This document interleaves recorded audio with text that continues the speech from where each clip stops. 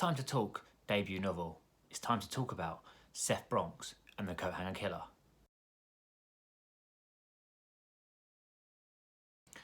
I started writing Seth Bronx and the Coathanger Killer in January 2018, so about 3 years ago now. Me and my wife, then fiance Caitlin, decided to do a little spontaneous trip away to the Lake District, and it was a 5-hour drive, and I figured, why not take a pen and paper, maybe just write down some notes or some plans or whatever. Wasn't thinking about writing a book, and we started driving, and I just had this urge to write.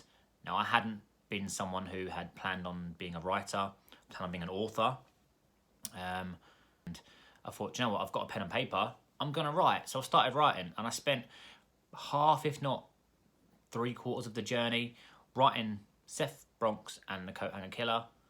See my giraffe is hanging on the wall there. I'm obsessed with giraffes. That was a good 2.5, 3.5 hours writing the book, and that wasn't the first idea for the Coathanger Killer, as it was called then. It wasn't called Seth Bronx then, it was just called the Coathanger Killer. And back when I was in year 7, so I was 11 or 12, we had to write a short story, 1.5, 2 pages, for an English class. I got an A on it, and it was just the Coathanger Killer. It was just about a guy who had killed someone, and they were trying to find him. That was basically it.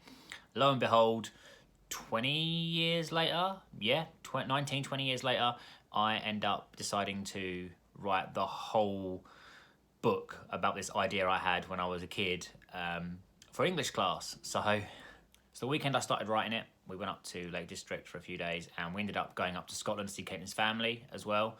So I had more time in the car to write. So from then on, over the next couple of months, I think I wrote a lot on the story.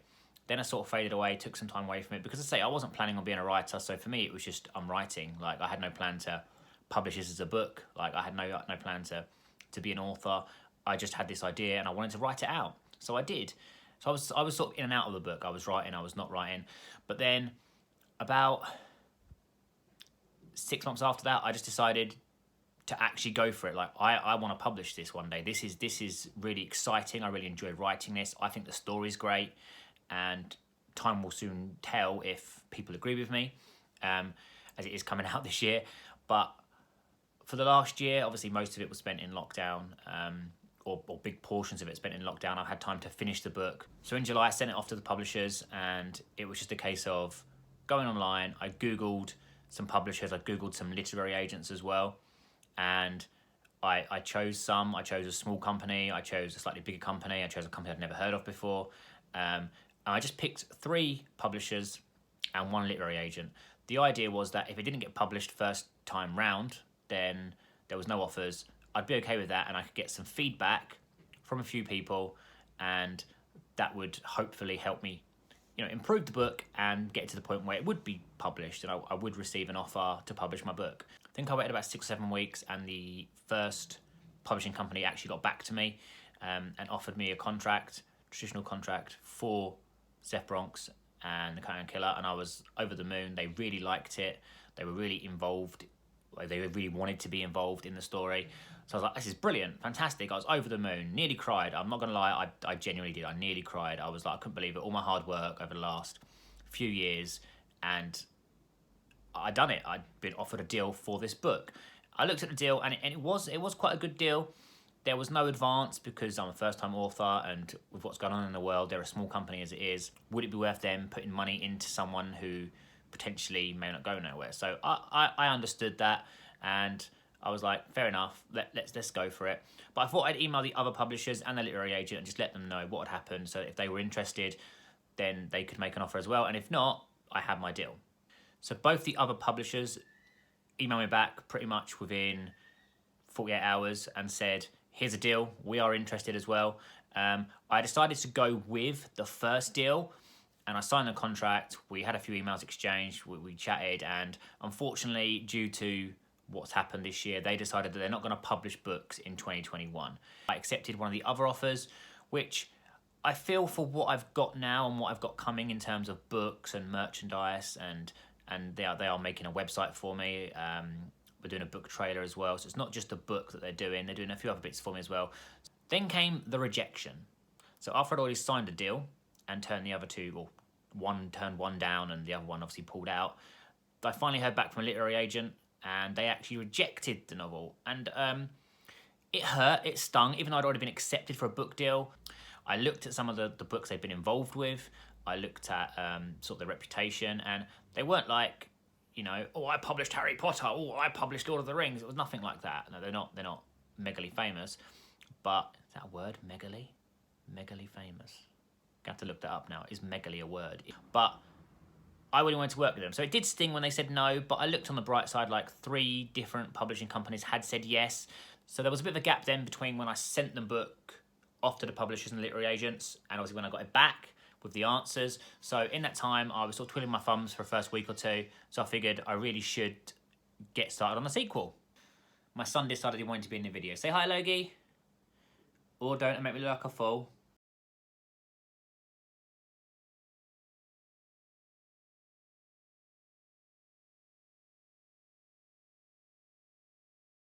So now we're at the point then where the book cover has been finalised, and I am definitely not going to be able to record with you here. Right, let's go back downstairs then. Come on. So what's next? They have finished formatting it. The book cover is obviously completed. I think I mentioned that in another video. The book cover's done. I'm really happy with it. They were really nice. They took my suggestions on board and they went with what I wanted. So if you don't like the book cover when you see it, it's my fault, not the publishers. They've done really good work. The formatting's been done and they are just proofreading it themselves, and then someone externally, I believe, is proofreading it. They sent it out to a couple of people outside of the company that obviously are employed by the company though, by the publishers, and they proofread it as well, I believe. And then once everyone's read it and they said, yeah, there's no continuity errors. Yeah, that is the word, yeah. So once they've proofread it, it comes to me and I get to proofread it. Just to make sure I'm happy with everything, and check the alterations that they've made. If they've made these little alterations and it makes the book sound better and come across better, and readers will get a more enjoyable experience out of it, then I'm happy with that. Because although I want my book to do well and to sell well, I really just want to share it with everyone. Like, I love this book, and regardless of what other people say, you know, in the future in reviews or sales figures tell me this book is this good or this book isn't this good, I love this book. I love the project that I've been working on for the last 3 years now, and I put my heart and soul into this. My wife has really helped. She contributed a lot during like the final draft stages and the editing stages before it went to publishers. So just wanted to give you all an update on where we are with it. I'll do another video on my debut novel shortly, once I've got the book and I've proofread it. Maybe drop a couple of quotes from the book, or just give you a couple of the characters. And then once the date for the book's release is to me, and I spoke to publishers and we can do like a reveal, that'll be coming soon. So thank you very much for, you know, being with me, staying tuned. Just one final thing as well for people out there that are in a similar boat. You know, if you're writing your first novel or you've not had much luck with literary agencies and haven't approached a publisher yet, I never worried about a literary agent and then a publisher. Okay, as I said earlier, like, I just sent it all to everyone at the same time, and I've got offered 3 deals. So don't be afraid to, if you're sitting at home thinking, oh, literary agents won't take my book, you know, I'm never going to get to a publisher, I'm never going to get published. You don't have to have a literary agent. Yes, it makes it easier. Yes, you might get a better deal. You might get more commission or an advance or a big advance, you know, if it's your first book. But at the end of the day, the whole idea of this is to get your book out there. Like, you've done all this writing, you've done all this time, this commitment, all this effort, you've brought your story and your characters to life. You want people to see your book, you want the world to see your book, just send it out there. Just keep sending it out there. I was lucky, okay? I'm not going to hold my hands up and say, you know, woo, hold my hands up. I'm not going to hold my hands up and say that, oh, I tirelessly, for months and years and slaved away. I was lucky, okay? It might be that the story's really good. It might be that I just got lucky and, you know, it was in the middle of the pandemic, more people are reading, more people at home, so they're prepared to take a chance on more first-time authors. I don't know. All I know is that I approached the publishers and the literary agents at the same time, and I got some publishers say yes and literary agents say no. So maybe it was the publishers I sent it to. You know, make sure when you're sending it out there that you are sending it to people who are asking for the genre and the age range that you're interested in. Sent to the wrong people, then they're just going to click away and they're not going to read it. So just keep your heads up, keep positive. You know, if I can be of any help to you, I really do want to pay it forward. So let me know if I can give you any advice. Then feel free to comment or, you know, get in touch with me some way. My social media is down there, Instagram and Twitter I think is on there. So contact me and just let me know if I can help you. That is it though from me, guys. I hope you like the hat, Batman t-shirt.